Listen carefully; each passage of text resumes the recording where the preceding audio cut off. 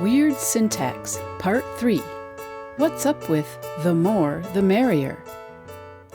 If you think for a second about the more the merrier, you see there's something unusual about this construction. But what is it? Is it weird because it makes a complete statement, but some words are missing? That seems reasonable, but we do leave things out of sentences all the time that are still understood without problem. So what are we missing from the more the merrier? Let's expand the sentence, and maybe it'll be less weird. The more friends show up to our party, the merrier the party will be. That seems better, but there's still something strange going on. There is an implied if in this sentence that we can't just stick in unless we get rid of the thes and switch things around a bit, giving us, if more friends show up to our party, the party will be merrier. That's what the sentence wants to say. No big deal. However, for other parallel constructions in English, it's a much simpler matter to add the implied things in.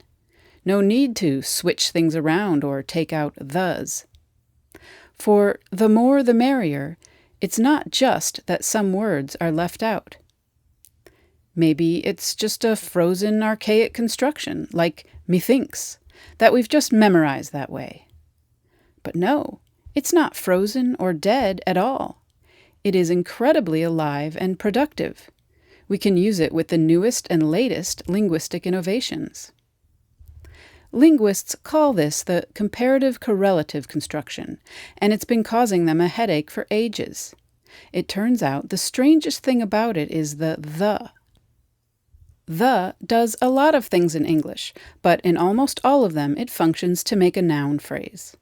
But not in this case. Here, the functions something like an adverb, which is indeed what the dictionaries classify it as for this case.